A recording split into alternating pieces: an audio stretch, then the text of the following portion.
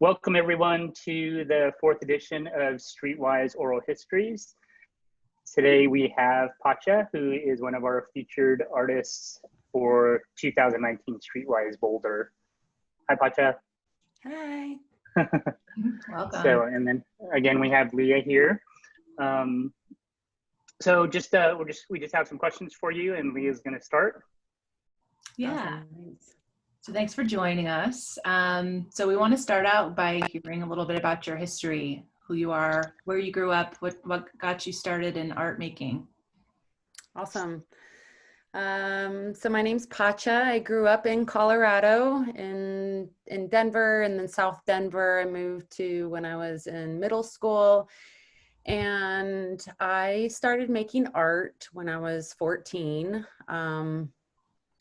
I joined a photography class at my high school, and it was right after my father passed, and I was going through a really rough beginning of high school. And so I got into photography, which then led me to taking art classes, and it really just gave me a deep way to channel a lot of the grief and teenage angst that I was going through. And I'd spent a lot of time in the dark room, and we had this awesome program. It was like an exchange program where they would send us over to another high school, and this high school had like this amazing dark room, and they gave us cameras and paper and anything that we wanted. And so, I mean, just as teenagers, we were just like going after it, and had this like awesome opportunity to just make as much photography and art as we wanted to with all this free material. And then because things were tough at home, that's where I just put a lot of my energy was into that. So that's where I got started. And eventually I ended up with a large body of work, and I was able to take that to Rhode Island School of Design, and I spent a couple years there studying and did a lot of like more technical work. And then I moved over to Prescott College in Arizona, where I was studying more about like who I was. Like when I went to art school, I was just like, oh, this is great, but I didn't know who I was and why I was making art. And when I went to Prescott College, it really gave me this opportunity to learn who I was and what the world was, and study geography by like floating down a river, and study spirituality by like roaming cathedrals in Europe. And, you know, it just gave me a much more open, broad, liberal arts exploration. And so, so that's when I got into doing performance and doing more of a like wide range of creativity, like not just visual arts. I got into doing Super 8 films. I'd like travel around and make Super 8 films. And then we got into like projecting them onto performers. And I did a lot of like body work back then. So I was really like unpacking my body and projecting onto myself, and a lot of like radical stuff at that point. And so I then brought that to Denver after I graduated, and I spent a couple years, and we opened up a space called Society, which was in the Rhino on Brighton Boulevard before the whole transference of what it has become. And we knew that, like, you know, someday down the road, it would be what it is now. But at the time, we were like, just, you know, early 20s. We were making art on the streets, and we had this warehouse space, and we'd throw parties and art shows and do all sorts of really wild things. And I had a dark room, and there was screen printing and painting and sculpture, all sorts of things. And we had just like a rotating group of artists, but mainly like 5 of us who were solid in the space. And we did that for a good couple years. And during that time was when I would print in the darkroom, and then I would take those prints out and I'd glue them up on the streets. And we got into changing street signs. So that's when the One Day project, we would change one-way signs into One Day and One Love. And we were like climbing up and like changing billboards. And I really loved putting art on the street. And so that was just a really pivotal time in my life. I mean, a lot of things shifted after that. I became a mom. I became a fashion designer. I like went into clothing and did this whole other part of my life. And over the last 5 years, I've really have brought it back around to one, doing photography again, and primarily around working with women and the rise of the feminine and what it is that we're changing and doing in the world, and now bringing that same model to taking those images and blowing them up really big and putting them on the streets. And, you know, like it's just something that like moves so deeply inside of me that I could never find in any other art form, or I couldn't find in fashion, was this deep desire to connect with the deeper social issues that are happening in the world, and to create something beautiful that then is expressing and becoming a story of these bigger issues that are going on. So it's been kind of like a long roundabout way, but I feel like I've come back to what it is that I really love, and I feel really excited about putting these images out there and seeing where it's going to take me. That's a great story. Thank you. And I didn't know that about you, that kind of circle. You mentioned a little bit about how being a mother kind of, I guess I'm curious how you think being a mother has changed who you are as an artist. Oh yeah, it continues to have major impact on my direction and creativity, all of it. Well, one, I became a mom when I was young, and I was, you know, I was always such a deep, passionate artist. And so even when I had a baby, I was like, I'm still going to make art. I'm still going to do this. And, you know, some moms kind of like stray from that, but I was young enough and had so much drive that I really still created. You know, it changed. I was doing less stuff out in the world and doing more creation inside of my studio, and got into like video editing a lot around then. And I worked for a photographer. And so, you know, those early years, it was less of the like radical performance and like hanging myself from the ceiling. And then it became more about like the introspective aspects of creativity. And where that ended up driving me, I think this was a big thing that came through motherhood, was like, there's the radical arts, and then there was the, you know, the functional arts. Is like, I needed to figure out how to support my life and to be grounded, and to, how could I use creativity as a means to support my livelihood. And so, so when Acacia was 5, I moved back to Colorado. I had been in the Bay Area for a couple of years and in Tucson, and I just needed I needed some support and some help and to ground out, and he needed to start school. So I came back here, and that's when I started sewing. And sewing comes from a totally different place inside of my creative vision than all the other stuff has. It's much more technical.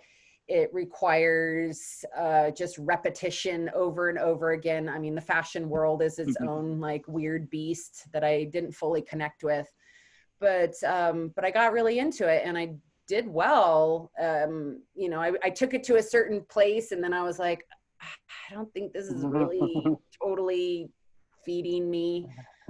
So I still keep it going, and I make clothes for friends and for clients and stuff like that, but I just don't really feel the call to run like a fashion company. And that's what it became, is like, I needed to manage sizes, I needed to manage colors and like numbers and money, and I was not really managing my creativity much at all. And so, you know, coming back to like how it was raising a kid while being an artist was, you know, I just felt like I needed to be really responsible and like, you know, do this thing. And then I did that thing, and it did what it needed to do. It generated income. It still does. It's still where I get a lot of my income from. But I was like missing something in my heart and my soul. And so that's when I really started to invoke more of the photography, because that's where like my photography is much more about like the mystical sides of the creative process.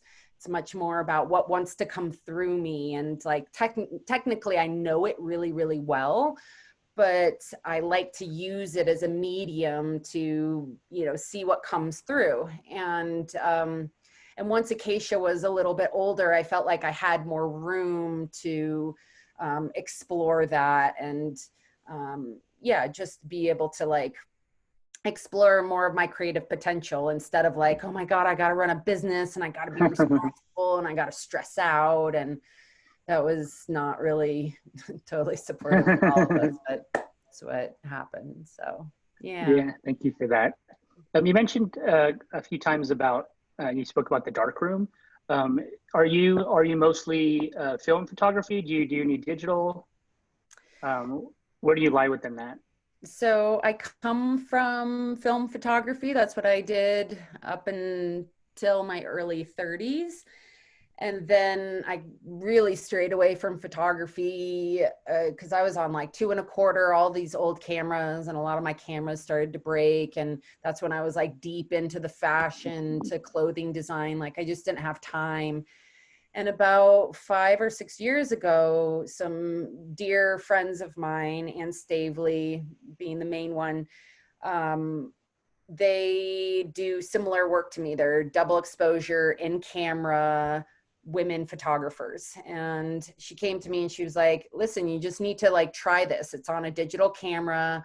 And I was like, no, I don't do digital. I don't want to do that. And she's like, just try it. And so it allows you to do the double exposure in the camera. And so I took the camera and I did the double exposure and did the thing. And I was like, oh my God, it works. Like, this is awesome. And I can like plug it into my computer and edit it and print it out all in like one day. I didn't have to like, I definitely came from the old school art way where like you got to struggle to make art. Wow. And as I've gotten older, I realized that that was a limiting belief keeping me from actually creating the things that I want to create.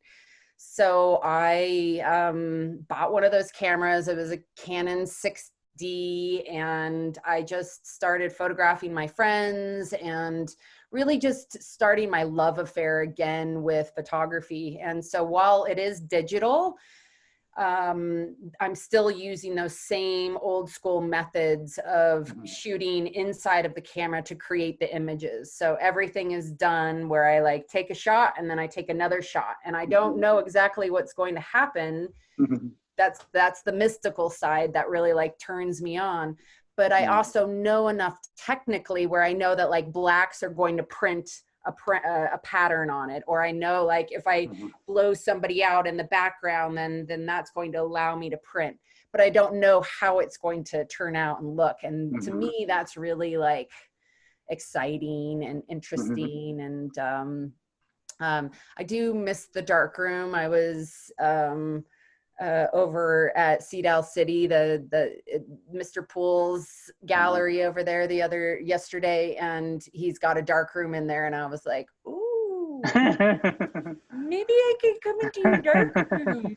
Because I mean, for 20 years that was, or for 15 years, that was like my saving grace, was the dark room. And I really love printing. I'm not like super excited about all the chemicals, and you know, like it's definitely, I mean, I trashed my hands putting my hands in the chemicals all those years. So I do feel like like digital is like a much more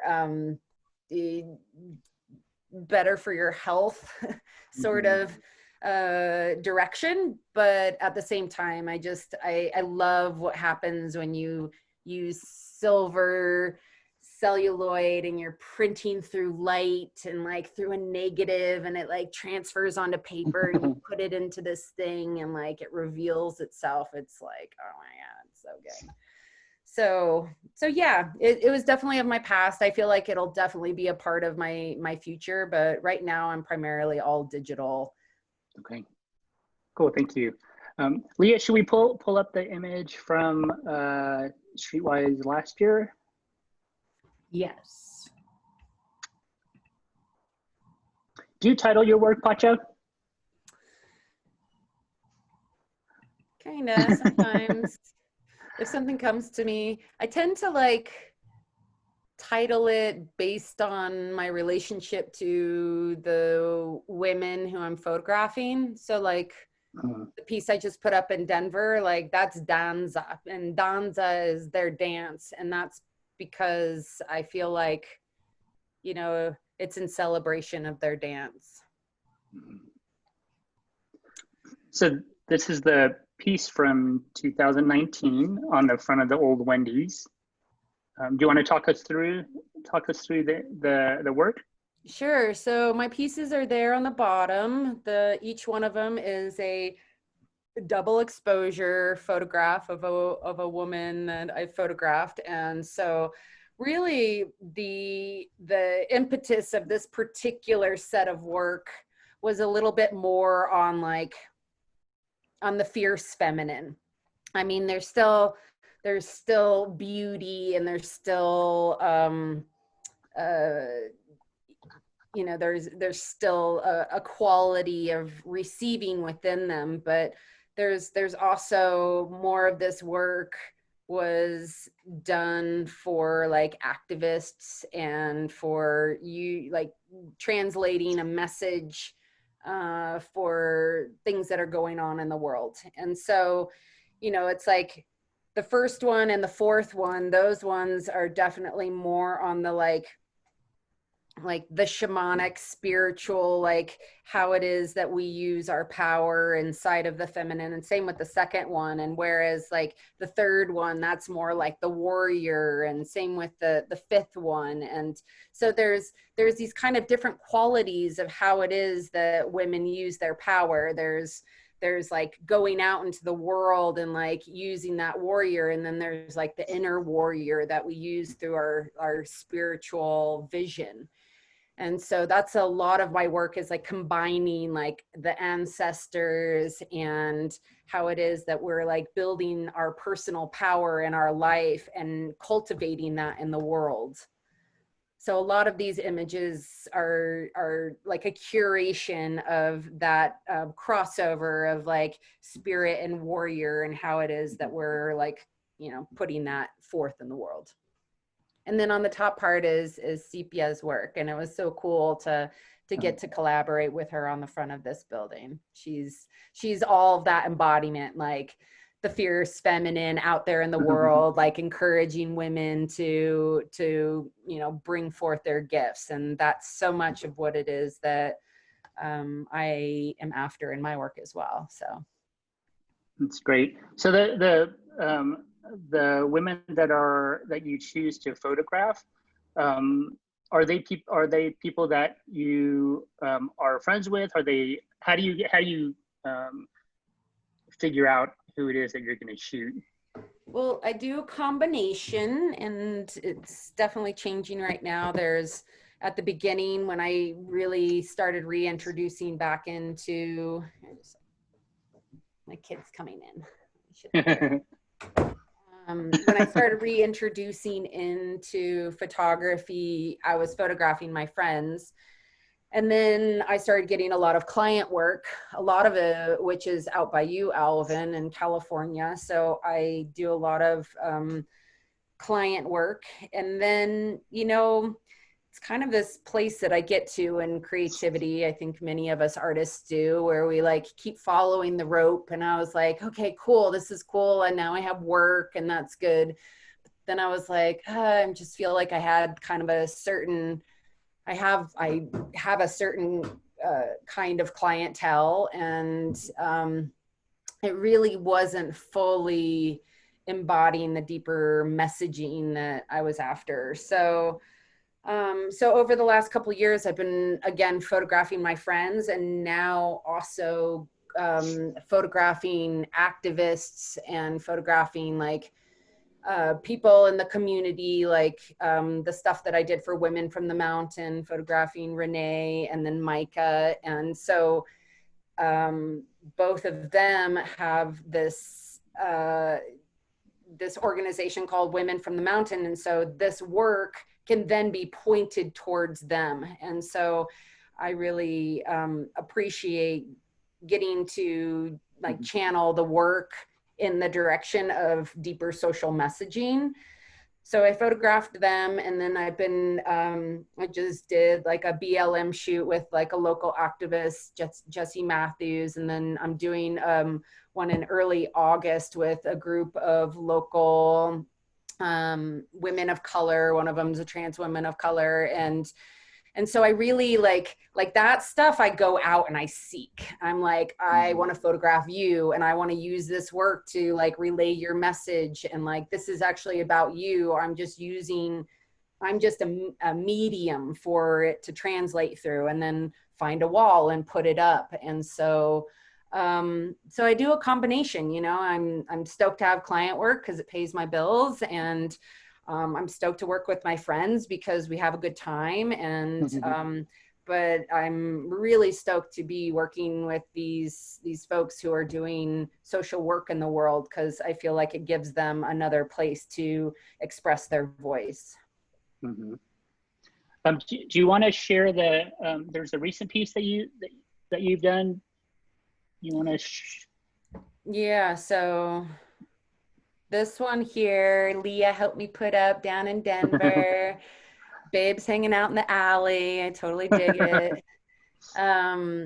So this is down in the Santa Fe Arts District in Denver. I know the owner of the building. I went to him years ago and was like, hey, I really, you know, I'm always looking for walls. And so years later, he came back and was like, so I have this wall in the back of Threda, and I want you to put the Women from the Mountain piece up. And so Renee. There's Renee. Hi, Renee. That was cool. I felt like she was blowing kisses to us. So yeah, this wall was about 12 feet by 60. It was pretty challenging because it's got like this, you know, all of this stuff in the middle that makes it like hard to, you know, just have a nice smooth piece. But it's 2 big murals, and these are all wheat paste murals. So that's primarily what I do, is wheat pasting. They're photographic murals. I print them out, and it's kind of like glorified wallpapering. I'm just like putting them up in strips, and we use wallpaper paste and glue it down, and then it's up. This process isn't necessarily have the most longevity, but it sure does look good. It's very satisfying. And this big piece is just so beautiful. The colors came out really good. It's very bright. So there's this piece, and then, you know, and then I did a series on the box there. And then up above the box is a write-up on Women from the Mountain, a list of their demands or what it is that they work for. And yeah, and then just links to their work and to my work. And it's been cool because it's linked, I'm getting Instagram, you know, posts and people writing about it. And it's so cool. So how social media works, they just like tag your name, and I'm seeing how much the project is getting out there and out into the world and really being seen and received. So it's awesome. Great. In terms of the longevity of it, is that something that is a part of the work, or is that something that in the future you would want it to be to last a really long time? Yeah, absolutely. So I just went down to New Mexico for the last couple of weeks and worked with that same friend who turned me on to double exposing in camera digitally. She's also the one who turned me on to doing murals. And when I met with Mary Valdez earlier this year, talking to her about public art. She's the public art commissioner in Denver. Talking to her about public art, she was like, well, you really need to think about different mediums to make it more permanent, such as polytab. And I was like, oh, polytab. Tell me more. And so I went home and researched it, and Anne and I ordered a roll of it, and she has it down in New Mexico. And so I just went down there and we did a whole bunch of tests on it, and we still have some things to figure out. We don't have it down perfect. The printing isn't quite as bright as it is on the paper, but it's a brighter than I thought it would be. And it's pretty much, it's like a fabric. It's an interfacing, and interfacing is just, it's a lot stronger. And essentially what it is put up with is like a gel medium, and that gel medium is so solid, like that thing is not coming down at all. So I feel like we got it up there well. I don't really like the way that it was coated. I feel like we need something different on the top of it than the gel medium, but the material on the wall with the gel medium was super solid. And I talked to one of the artists around Colorado who's been working with the polytab, and he's more of like a painting muralist, but he was telling me the history of it, and that in Philadelphia, they started using polytab like 25 years ago, and these murals that were made 25 years ago look like they were put up yesterday.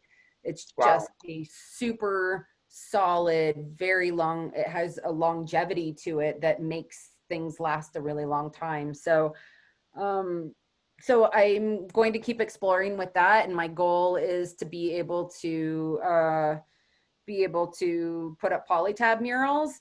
They're way more expensive. I mean, the printing of it, the polytab itself isn't really that expensive, but to do a big wall, just gel medium alone is really, really expensive. So they'll have to be like bigger commissions, but I think once you have like a more solid base, people are willing to pay more money for it. Yeah.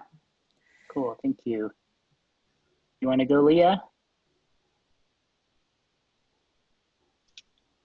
Your microphone's off. Sorry about that. There you go. Yeah, so we are wondering what is inspiring to you, who is inspiring to you? I mean, you've already spoke to this a little bit about your current work, but what are you listening to? Who do you follow right now? Okay. Well, I guess what's can be true is I can just be really honest with my reality. I've been listening to Brene Brown's podcast, her new one called Unlocking Me. It's been super awesome. I mean, one, she's just an incredible speaker, but who it is that she's been interviewing is, I just really love her interviews. And one of her interviews was with Laverne Cox, and Laverne is a trans woman of color who's an activist who's just rocked my world. I mean, that conversation was so awesome. And then it was right before they released Disclosure, which is a whole documentary on trans culture. And I just feel like it's such important information, and really helped me see some of my, like, where I didn't realize how I was thinking inside of the trans world, and just how much we're impacted by media and all of these things. And I didn't like leave feeling ashamed. I left feeling really empowered. Like, oh my gosh, I feel like I know how to reference things more. And to me, I'm really inspired by education. And I feel like that's one of the things that's really up right now with all the social justice that's going on, is there's a lot of education that's happening. And that's the part that I love by working with Women from the Mountain, with Renee and Micah, is they're educating me. They're educating me on what's happening in their culture and in their world. And It translates over into the Black Lives Matter, and it translates over into really any marginalized communities. This concept or idea around like how it is that we take accountability for our actions and also for our ancestors. And so there's a lot of people in the world who are like, no, that wasn't me. I didn't do that. I didn't kill them. I didn't bring the slaves. You know, there's like, and it's just perpetuating the wound. And a lot of what I feel like I'm being taught and that I'm learning is that what, like, can we be strong enough to hold it for our ancestors, to hold it for those who are indigenous and in marginalized communities now.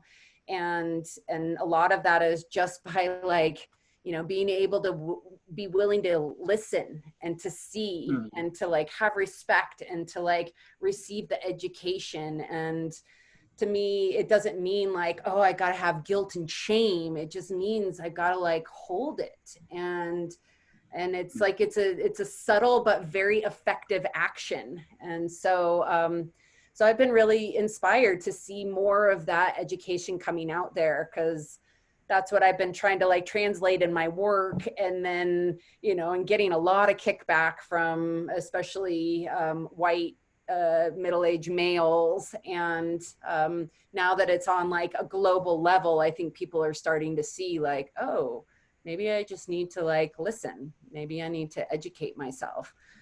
So, so yeah, those are like some of the things that are inspiring me. I'm also, you know, deep in some like self-reflective work on myself, going through like a breakup and just, you know, state of COVID, big changes in the world, big changes on my inner scape. And so a lot of what I've been watching and reading about is like codependency and like ways that maybe I've been like programmed that aren't really serving my life and relationships. And to be honest, it's been really awesome to just like actually read books about like shit that I do wrong. You know, like stuff that like doesn't necessarily serve me, and be like, oh my God, they're talking about me.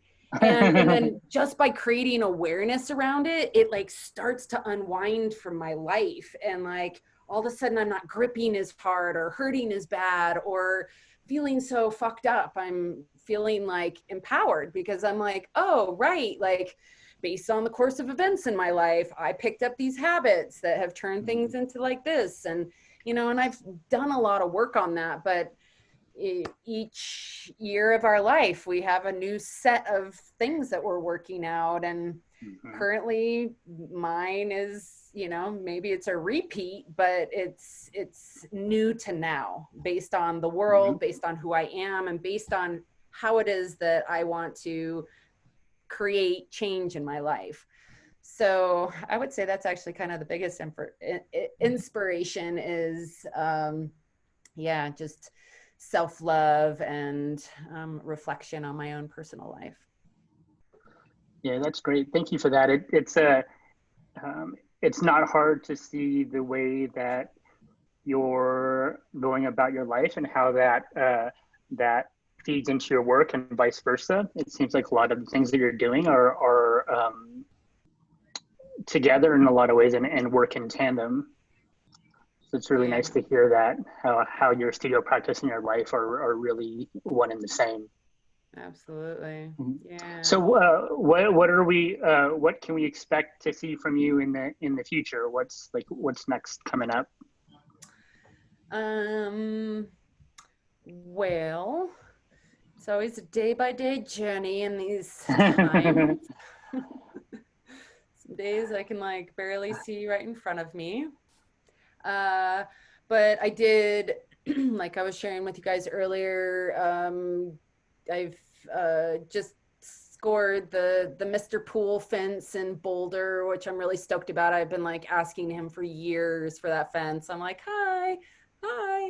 And so he finally said yes, and it feels really timely with Streetwise and how to weave it in, because he wants the women from the Mountain Project on there, and that's awesome to bring that to Boulder, to bring that message to Boulder as well, and to weave it into the Streetwise Fest, which I'm stoked to be on the board with all of you all and creating such a awesome opportunity for this community. And so, oh cool, I'm on an interview.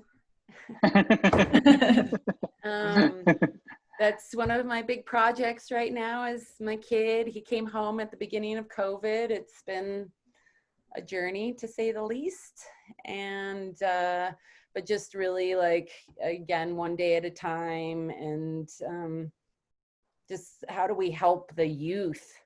Even yeah, he's my kid, but it's also how do we help and inspire the youth during these times? Because I mean, I know I'm struggling in my 40s. I can't even imagine being 19 and trying to navigate this world when you can't really go out, or it just doesn't look the same. When I was 19, I was like, I got a car, I'm doing whatever I want. And these guys, it's more maybe I'll stay close to home and see how it's going to look before I go out there too much. So so I'm looking forward to Streetwise. I'm looking forward to putting up some new pieces there. There's a couple other potential projects out there. I'm always looking for walls and scoping and, having my eyes on things, and but also enjoy the potential dreaming of projects in other places and stuff like that. But other than that, it's everything's just close to home. I don't have a lot of travel plans now. I'm just kind of taking it day at a time, and I'm doing photo work. I do have client work, which is cool. And yeah, and just I don't know, I think that's one of the things that I'm noticing about all of this time, is that it's a little bit hard to dream. I'm a big dreamer. I'm ooh, I'm going to do this, and oh, I'm going to do that. And right now it's it's a lot of deconstruction happening in my life, and a lot of rewiring, and it's very subtle, and it's how do I keep inspired when everything's switching itself around? So I would say that's probably my biggest work right now, is just keeping myself excited about things. And that's why I like getting out onto the streets, because I'm cool, I got a walk, hey, and I just focus on it. But I've also been making clothes and spending a lot of time on the land. I live in a really beautiful spot in North Boulder. I just was down in New Mexico, and just really being with nature, hot springs, land, laying out on the earth, and finding that that's probably my greatest medicine right now. Yeah, I think that's probably universal for all of us, to be getting out there and resting and taking inventory of what's going on out there. Totally. Absolutely. Well, thank you so much, Pacha. I love your enthusiasm. It's exciting, and it makes me excited to see more of what you're doing. You're a beautiful, energized soul. Thank you for the interview. Thank you. Appreciate it.